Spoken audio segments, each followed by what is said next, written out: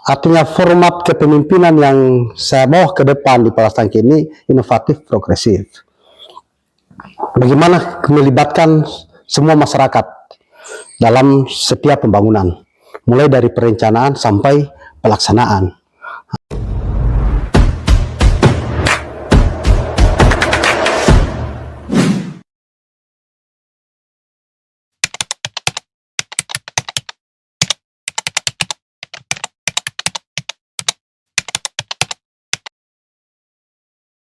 Ya, jadi pertama saya sampaikan juga, sebenarnya kalau kita di penyelenggara pemilu itu juga sudah cukup lama sebenarnya, karena sejak tahun 2006 itu saya sudah masuk dalam lingkungan penyelenggara pemilu di wilayah Kabupaten Parigi Motong.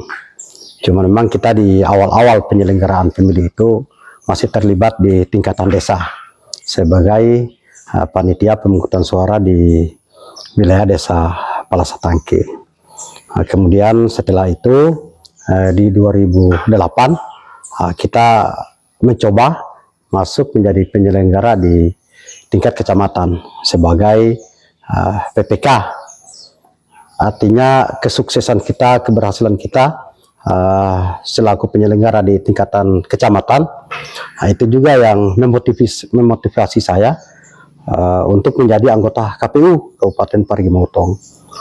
Kita coba-coba sebenarnya, artinya dengan modal penyelenggara di tingkat desa, tingkat kecamatan, kemudian ada dukungan juga sebagian teman-teman, baik teman-teman kecamatan lain, bahkan teman-teman di KPU Kabupaten Parigi Motong ikut seleksi di 2013.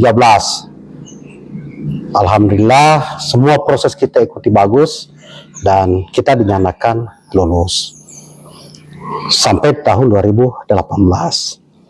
Sebenarnya kita di 2018 itu bertarung lagi untuk seleksi KPU periode kedua.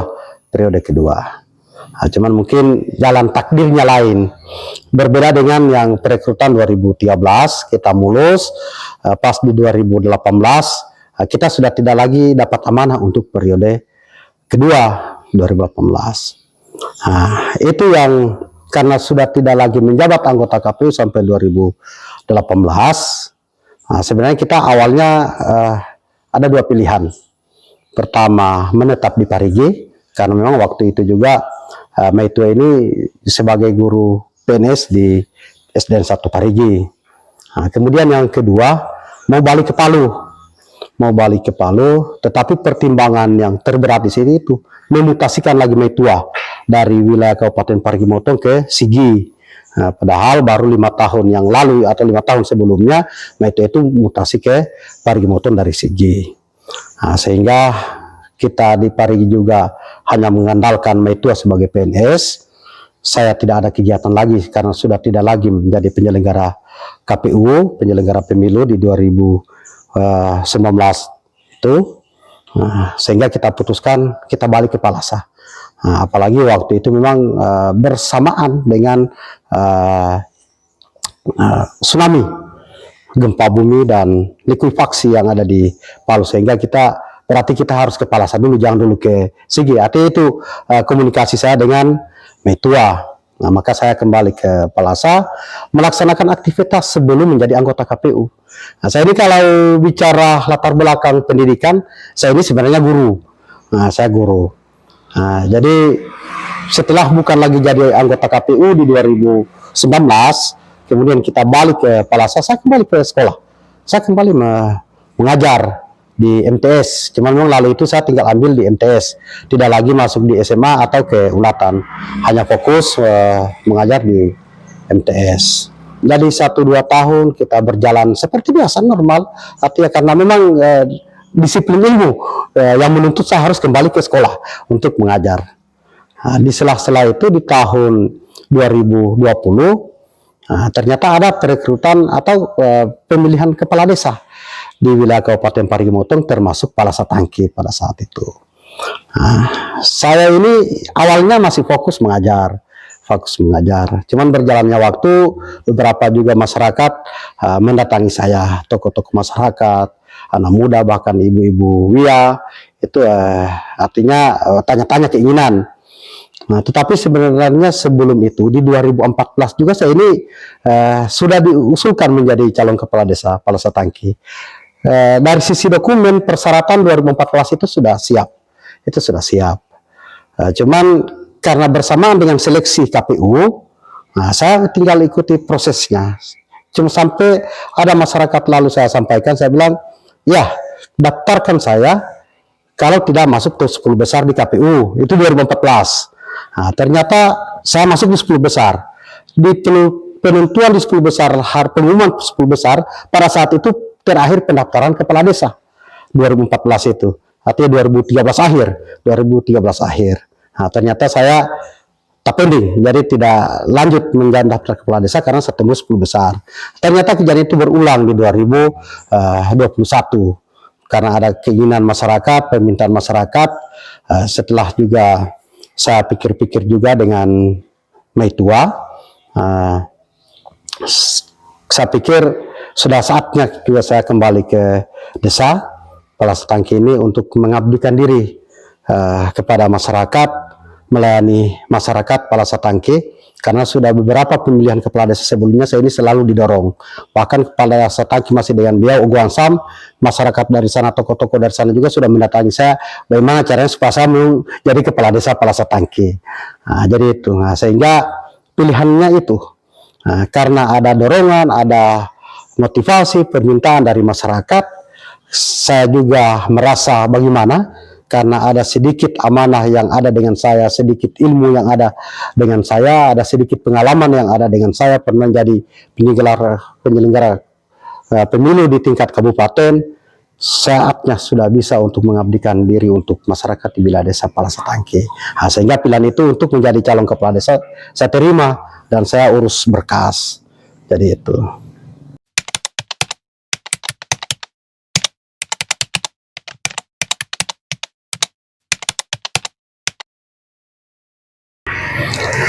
Ya, jadi terima kasih. Nah, jadi memang ini adalah amanah besar, berat sebenarnya untuk saya selaku kepala desa terpilih. Karena memang waktu itu kan memang Palasa Tangki ada transisi. Jadi 1 tahun lebih itu ada masa PJ. Karena mungkin banyak kendala kemarin, masih ada efek gempa, kemudian COVID di awal-awal COVID, sehingga pemilihan kepala desa itu molor sampai tahun 2021. Yang seharusnya itu 2020 sudah dilaksanakan. Nah, sehingga berubah semua proses yang ada di masyarakat. Karena biar bagaimana kalau tidak ada jeda transisi yang begitu panjang, mungkin tetap posisi di incumbent mungkin lebih menguat, kan seperti itu.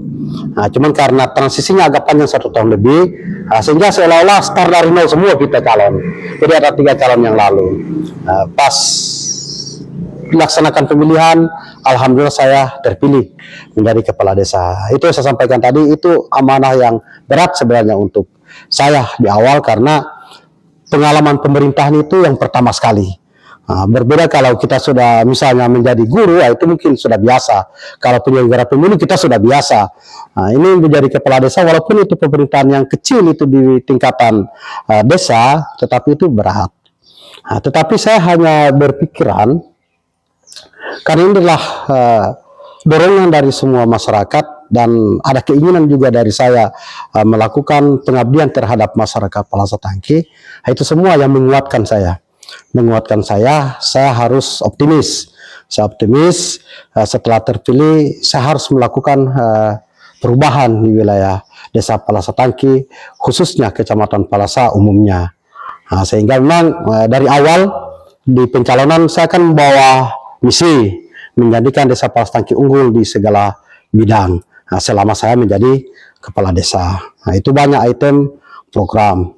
Kemudian konsep yang saya bawa supaya sedikit ada perbedaan ataupun menguatkan kita untuk melaksanakan kerja, itu istilahnya inovatif progresif. Artinya semua pembangunan di desa itu melibatkan masyarakat. Jadi kita konsep pembangunan saya itu sebenarnya inovatif, progresif. Jadi semua melibatkan masyarakat, mulai dari perencanaan sampai pelaksanaan. Itu yang kita harapkan, sebenarnya. Gotong royong kerjasama itu yang sangat kita butuhkan dalam proses pembangunan di wilayah desa Palasa Tangki.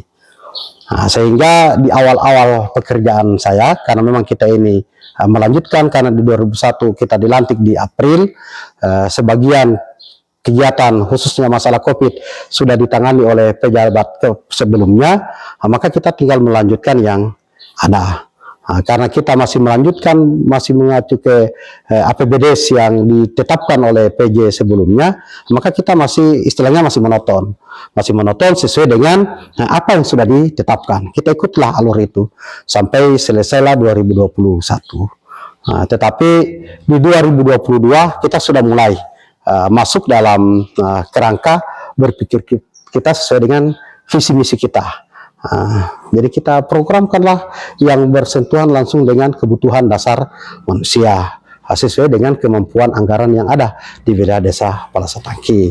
Karena biar kita berkeinginan besar, tetapi kalau anggaran juga kecil, ya pastilah tidak besar juga manfaatnya. Tetapi dengan dana yang ada, kemudian kita jadikan itu sebagai motivasi untuk masyarakat.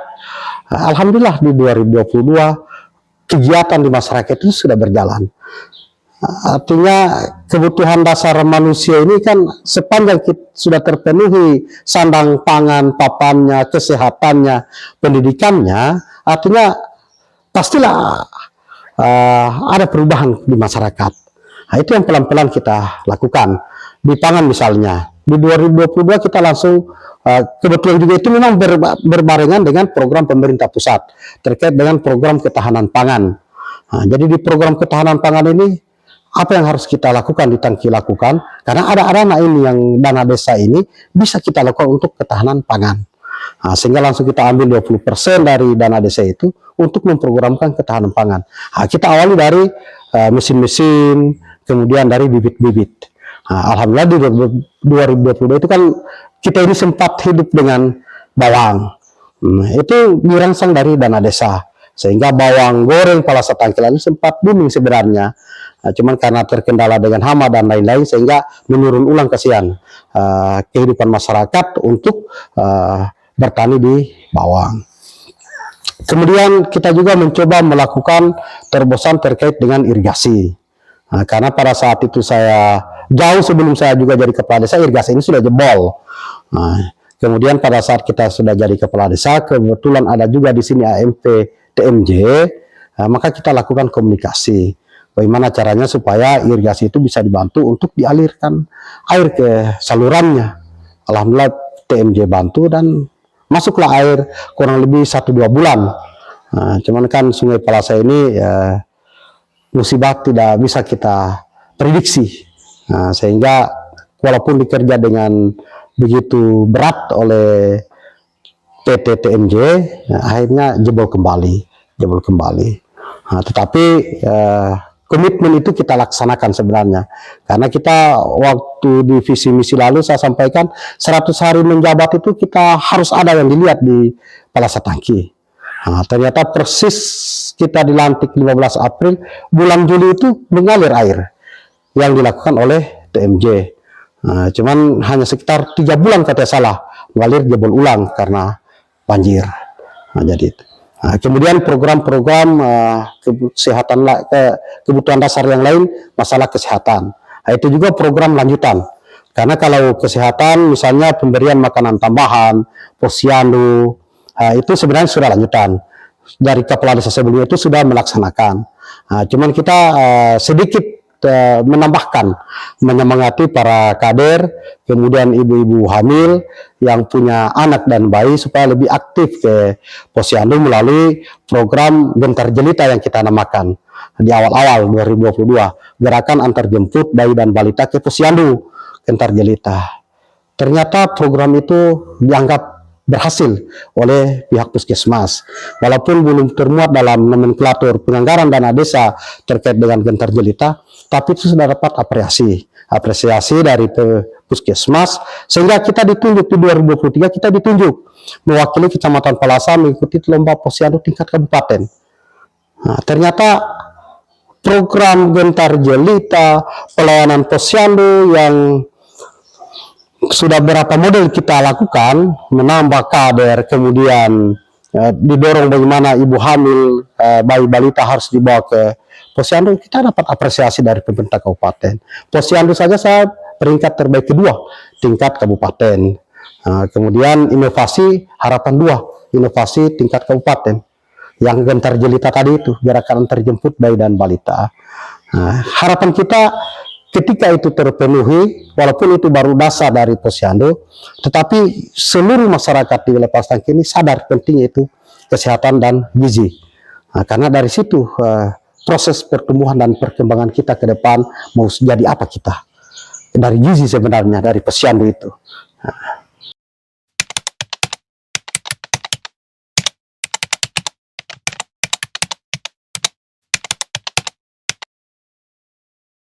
Setiap pemimpin itu harus sudah mengantisipasi itu semua, karena namanya menjadi pemimpin, apalagi penentu kebijakan, kepala desa ini kecil, tetapi besar sekali pengaruhnya, besar sekali kebijakannya.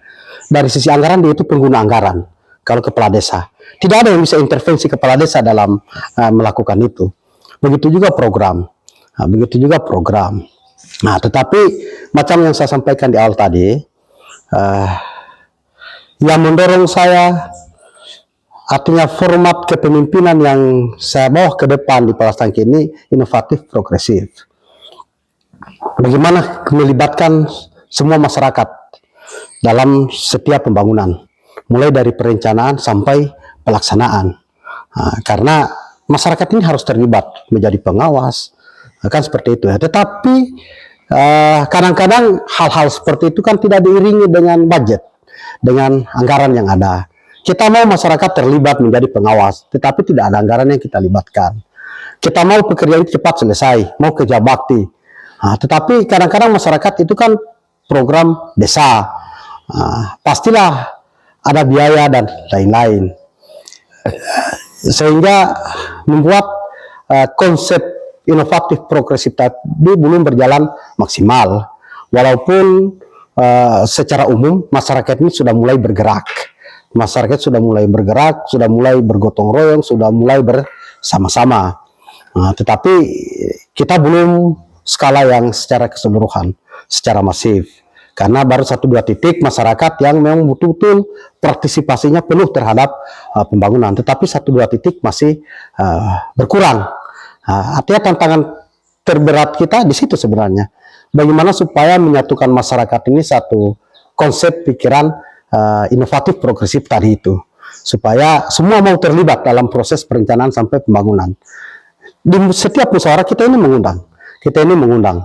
Semua unsur di masyarakat itu kita undang.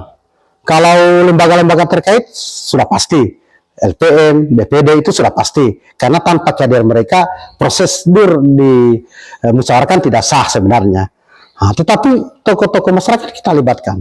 Bahkan generasi muda pun kita libatkan. Cuman kadang-kadang mungkin karena masih ada pekerjaan lain yang harus mereka selesaikan, sehingga partisipasi kehadiran dalam setiap musyawarah itu masih belum seperti yang kita harapkan sekali. Yang maunya semua pembangunan di wilayah Palestangke ini melibatkan masyarakat. Jadi di situ, ini yang memang masih agak kita cari format yang bagus, konsep yang tepat agar supaya masyarakat secara mandiri mau terlibat dalam proses pembangunan di desa. Tapi kalau kita main bayar atau apa ini, sudah pasti semua orang pasti mau bergerak. Tetapi dengan kesadaran sendiri inilah yang masih berat. Contohnya misalnya pembersihan lingkungan masing-masing. Di Palestangke ini kan 1-2 titik masih ada yang agak berat membersihkan lingkungannya. Tetapi sebagian besar sudah. Ini kan bagian daripada tantangan kita sebenarnya. Karena kita maunya kalau pemimpin, kalau yang otoriter kan sifatnya begitu. Apa ya, kalau dia bilang A harus A. Kalau kita kan tidak juga seperti itu. Kita ikuti keinginan masyarakat. dengan konsep inovatif progresif tadi, bersama-sama. Kita bersama-sama. Kalau tidak mampu kamu kerjakan, bilang kita supaya kita bantu. Kan seperti itu. Nah, begitu juga sebaliknya. Kita juga misalnya butuh bekerja tidak bisa sendiri, maka kita harus butuhkan orang lain. Konsep homo sosial. Nah, konsep sosial. Homo homini socius. Manusia yang satu menjadi kerabat bagi manusia yang lain. Nah, supaya kita semangat gotong royong itu terus kita jaga dan kita pertahankan. Nah, di sini yang masih agak kurang di kita. Artinya ada, cuman masih kurang. Masih perlu kita tingkatkan masalah gotong royong, kerjasamanya dan kepeduliannya. Itu yang perlu kita tingkatkan. Nah, termasuk sukarela dari masyarakat secara mandiri untuk menyemangati dirinya. Bagaimana supaya ke depan lebih baik.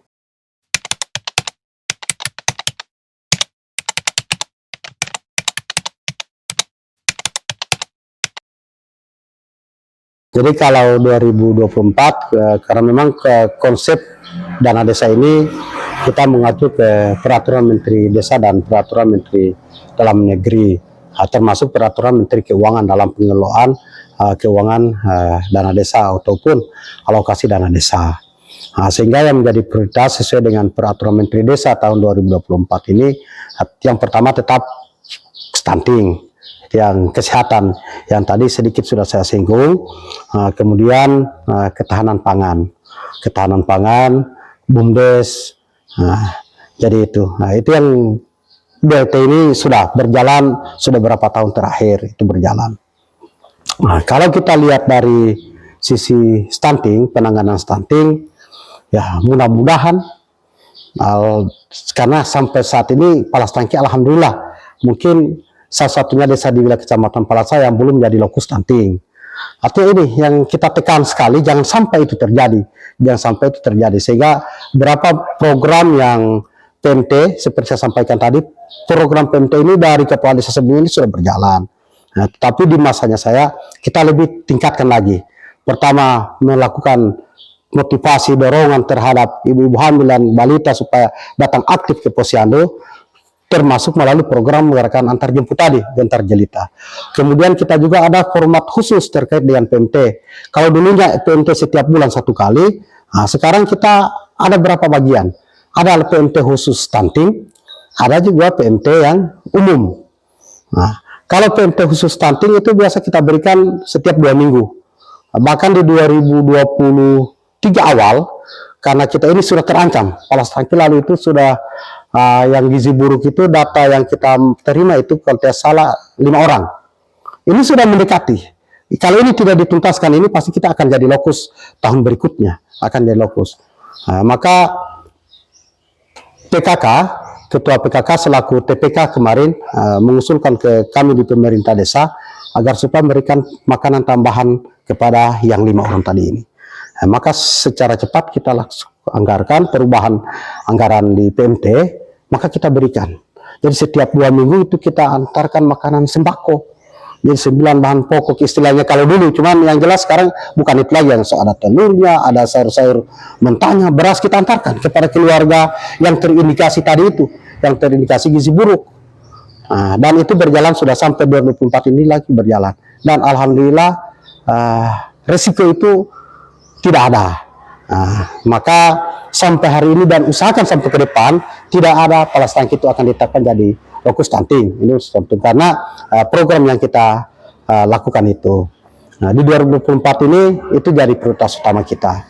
Sehingga anggaran PMT, khusus PMT saja yang kita anggarkan di 2024 ini sudah bicara kurang lebih 40-an. Belum lagi pemkadernya dan lain-lain. Di penyuluhan itu kesehatan ini 2 di 2024. Pertama penyuluhan hidup bersih dan sehat yang sudah kita laksanakan berapa minggu lalu di Dusun 1. Ini mungkin dalam waktu dekat akan kita lakukan penyuluhan narkoba dan pernikahan anak terhadap remaja-remaja di wilayah desa Palasa Tangki. Karena semua masalah stunting yang kita bahas di situ. Jadi itu 2024. Kemudian program lain ketahanan pangan. Program ketahanan pangan di Palasa Tangki ini, ini juga yang perlu juga saya sampaikan kepada kita. Saya ini kan di konsep menjadi kepala desa ini kan membawa misi 100 juta per dusun. Nah, memang ini jadi pertanyaan. Ada juga masyarakat bertanya. Rencana juga dalam waktu dekat mungkin di pesta-pesta keluarga itu bisa saya jelaskan dengan masyarakat. Mana itu program 100 juta per dusun? Tanpa disadari sebenarnya sejak 2022 itu sudah dilaksanakan. Sudah dilaksanakan sesuai dengan kemampuan anggaran yang ada. Tapi kalau bicara matematika, ya sudah sebenarnya. Palas Tangki dana desanya ini 800 juta lebih. Kita hanya ada 6 dusun. Kalau ini 8 kita bagi 6, kan sudah selesai sebenarnya. Tetapi kan mungkin masyarakat tahunya yang pasti, yang langsung menyentuh kebutuhan masyarakat di dusun itu. Sehingga di 2024 perlu saya sampaikan kalau program yang jadi prioritas pertama itu melaksanakan visi misi itu. Bagaimana caranya supaya penganggaran di wilayah Desa Palas Tangki ini merata di setiap dusun. Itu merata di setiap dusun. Sehingga melalui program ketahanan pangan yang 20% dananya kurang lebih 220 juta kita dapat dari dana desa itu langsung kita sebar bagi 6. Rata-rata per dusun kurang lebih 35 juta. Kurang lebih 35 juta. Yang 35 juta itu melalui musyawarah dusun kita serahkan ke dusun itu. Silakan apa yang kami beli. Tahu saya takut dengan program itu tidak masuk di RPJM atau apa. Yang penting itu hasil musyawarah kamu. Silakan musyawarah. Nanti RPJM nanti kita lakukan review kalau bisa tidak masuk dalam RPJM. Yang jelas ini 35 juta untuk program ketahanan pangan di dusun itu. Silakan apa yang kamu bahas, apa yang kamu butuhkan sesuai dengan kebutuhan masyarakat dusun itu. Alhamdulillah sudah berjalan, maka semua masuk ke hal-hal yang sifatnya pertanian dan hewani dan nabati. Sehingga kalau kita lihat, misalnya kita jadikan contoh di dusun 6 misalnya, yang 20% pertama mereka prioritaskan untuk pupuk, obat-obatan, kemudian yang kedua untuk perahu dayung. Di dusun 6 itu perahu dayung di 2024 ini diambil dari dana program ketahanan pangan itu ada 20 unit. Jadi satu orang nelayan di situ 1 unit perahunya. Karena setelah dilakukan verifikasi oleh pemerintah desa dan kepala dusun, ya memang itulah kebutuhan nelayan di dusun 6 sejumlah itu, kurang lebih 20 orang. Maka kita belikanlah 20 unit perahu. Dusun-dusun lain juga seperti itu. Yang jelas seperti dusun 5 mereka bibit coklat, dusun 4 mesin kultivator, dusun 3 mesin mesin paras, dusun 2 mesin paras, dusun 1 juga mesin paras. Yang jelas 35 juta per dusun. Itu yang jadi prioritas. Dan di Palas Tangki ini di 2024 ini banyak sekali mesin paras saja 34 unit dan mesin-mesin lain. Kultivator satu dusun sudah ada kita. Setiap dusun sudah ada 1 kultivator. Dari dana yang merata tadi ini memenuhi kebutuhan 100 juta per dusun. Kemudian yang kedua, karena memenuhi target 100 juta per dusun, di dusun 1 sana kita bangunkan air bersih. Itu juga bagian daripada stunting, pemenuhan kebutuhan masyarakat untuk air minum, air bersih. Di sana ini dekat sungai, tetapi air bersih itu susah dicari, susah didapat, karena tidak mungkin ambil air bersih untuk dari sungai. Kalau hanya untuk mandi mungkin iya. Sehingga kita bangunkan sana 1 sumur, tapi dia bukan sumur suntik, cuman dia paket sampai kilometernya kita siapkan dalam bentuk tower, menggunakan anggaran kurang lebih 40 jutaan. Sehingga kalau kita tambah lagi dengan program itu sudah 75 juta di dusun 1. Kemudian penerima BLT di sana 10 orang lebih. Kalau 1 orang 3.600.000, 10 36 juta, maka sudah 100 juta lebih. Dan sama semua dusun hampir seperti itu. Dusun 2 juga seperti itu. Kalau dusun 2 yang jadi prioritasnya di dusun 2 rumah tidak layak huni kepada masyarakat. Sehingga kita ada 2, karena ini anggaran terbatas, 2 unit kita bantu di dusun 2. Kemudian penerima BLT tambah ketahanan pangan tadi 35%, mereka hampir belanjakan semua mesin paras dengan mesin-mesin tangki semprot, sehingga kurang lebih 100 juta. Kalau untuk dusun 3 prioritasnya juga adalah alat-alat pertanian dan pupuk dan obat-obatan. Alat pertanian mesin paras saja mereka belanja itu 10 unit, kurang lebih 20 jutaan. Kemudian untuk memenuhi target 100 juta per dusun di dusun 3 dan dusun 4 itu kita dengan sebagian dusun 5 kita pasangkan lampu penerangan jalan yang membutuhkan anggaran kurang lebih 100 juta. Nah, sehingga dusun 3 terpenuhi 100 jutanya, dusun 4 juga terpenuhi 100 jutanya. Nah, karena kita yang jelas prioritas desa ini sebenarnya tidak ada. Yang ada itu prioritas dusun. Nah, di dusun 3 prioritas alat pertaniannya tadi mesin paras, termasuk penerangan jalan. Nah, sama, kalau dusun 4 prioritasnya di 2004 adalah mesin kultivator, karena di situ banyak petani bawang. Nah, sehingga kita belikan mesin kultivator. Nah, kemudian lampu penerangan jalan. Nah, dusun 5 karena prioritasnya adalah bibit coklat, nah, kita belikan bibit coklat di dusun 5. Nah, kemudian sebagian program lampu penerangan jalan tadi ini. Nah, sehingga program 100 juta per dusun itu sudah terlaksana di Palasatangki sebarannya. Nah, yang menjadi prioritas ya tadi, karena tidak ada yang jadi prioritas desa, yang ada prioritas dusun. Nah, yang prioritas dusun inilah yang kita bawa ke musyawarah desa untuk ditetapkan. Nah, kita desa tinggal mengikut saja apa yang maunya kami, ya sepanjang dananya ada kita laksanakan. Tahu saya takut tanpa ada di RPJM. Nah, nanti kalau memang tidak masuk dalam RPJM, nanti kita lakukan review RPJM untuk dimasukkan. Nah, jadi itu.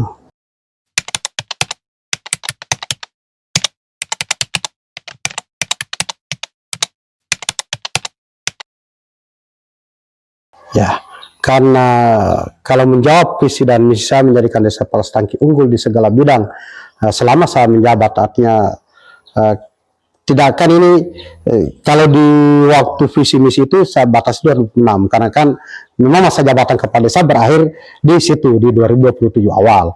Nah, cuman ternyata ada perubahan undang-undang, sehingga kita pastikan sampai 2029 masa jabatan kita ini memang sudah terjawab visi misi tadi itu, menjadikan desa Palasatangki unggul dari segala bidang. Nah, bidang kesehatan kita pastikan, walaupun pelan-pelan baru-baru tingkat kabupaten kita sudah mendapat apresiasi peringkat kedua tingkat kabupaten dari 23 kecamatan. Saya pikir sudah puas sebenarnya, tapi sebagai manusia kita belum puas. Kita harus mau yang lebih baik lagi, termasuk bidang pertanian. Di awal-awal ini kita genjot dari tahun 2022, 2023, dan 2024 semua kebutuhan perlengkapan mesin-mesin pertanian ini kita penuhi sampai bibit-bibitnya. Harapan kita di akhirnya ini akan terlihat hasilnya. Misalnya dusun 5 sudah 2 tahun terakhir pengadaan bibit coklat terus. Kalau bibit coklat ini dibelikan dan ini kita sudah diadakan, kemudian diserahkan ke petani, harapan kita itu ditanam. Kan seperti itu, termasuk dusun lain yang sudah pernah meminta bibit ditanam. Dan kalau coklat itu kalau kita bicara 3 tahun hasilnya ya sudah, sebelum selesai saya jadi kepala desa pasti sudah terlihat. Nah, kemudian pendidikan, nah, kalau pendidikan kita ini pelan-pelan. Di 2022 kita ada program membantu pakaian seragam anak-anak sekolah untuk siswa miskin 30 orang, dan alhamdulillah itu terrealisasi. Nah, di 2023 kita tidak masuk lagi program pendidikan. Nanti 2024 ada lagi bentuk apresiasi kita terhadap mahasiswa yang menyusun tugas akhir. Kita siapkan dana itu 1.500.000 minimal untuk ganti-ganti beli kertas. Nah, sepanjang yang penting dia mahasiswa Palasatangki, bawa saja bukti berita acara pernah melakukan proposal di 2024, ya sudah terima uang 1.500.000 dari pemerintah desa Palasatangki. Jadi ini juga sekaligus bisa dibantu disosialisasikan kepada mahasiswa Palasatangki. Pokoknya yang penting sudah proposal di 2024. Nah, bawa saja ke kepala kadesnya, kamu dapat uang 1.500.000 itu. Di sana itu tidak ada tanggung-tanggung, pasti ada itu. Yang jelas bukti proposalnya, karena tidak mungkin kita membantu menyusun tugas akhir kalau tidak ada bukti sudah pernah proposal atau belum. Nah, jadi itu. Nah, dengan harapan kita dengan program-program seperti ini, kita juga di kegiatan-kegiatan masyarakat selalu memotivasi masyarakat agar supaya, karena tidak ada jalan lain untuk merubah hidup kita, salah satu ukurannya adalah pendidikan harus kita perbaiki. Nah, tanpa kita melakukan perbaikan pendidikan, ya saya yakin begini-begini sudah kita. Artinya bisa berkembang, tapi di tengah jalan juga pasti putus. Nah, tetapi kalau kita punya ilmu bagus, pasti perubahan itu akan terlihat. Nah, melalui kegiatan-kegiatan itu juga harapan kita, itu juga ada hasilnya. Selama kita jadi kepala desa di Palestangki ini sudah banyak yang punya lulusan secara mandiri bisa bekerja membantu orang tua. Kemudian bidang-bidang lain. Kalau agama juga ya, kalau saya ini sebenarnya basic juga agama, karena aktif di kegiatan-kegiatan Risma dan lain-lain. Tetapi pelan-pelan ini kita akan perbaiki, cuman memang masih banyak tantangan yang harus kami harus selesaikan. Apalagi ada juga beberapa tokoh masyarakat menyoroti dengan pemerintah terkait dengan maraknya narkoba di wilayah Palasatangki. Tetapi karena ini adalah tidak jelas sumbernya dari mana barang, memang masih agak sulit. Tetapi hal-hal lain di Palestangki ini alhamdulillah, dulunya sempat diklaim di Palestangki ada daerah yang disebut Makau, daerah perjudian. Sejak saya jadi kepala desa selesai, tidak ada lagi Makau, tidak ada lagi, artinya dibilang sudah tidak ada orang main judi karena orang kan kita tidak ikuti, tetapi cerita Makau hilang. Kemudian dulunya anak-anak Palestangki setiap pesta pasti bakalai. Alhamdulillah selama saya jadi kepala desa belum pernah satu kali pun perkelahian anak-anak Palestangki di pesta. Karena ini semua akan kita lakukan perbaikan-perbaikan dengan selalu memotivasi dan mendorong masyarakat agar supaya kita lebih baik untuk fokus untuk bagaimana kita bisa bertahan hidup sampai ke depan daripada melakukan sesuatu yang tidak ada nilai dan manfaatnya untuk kita.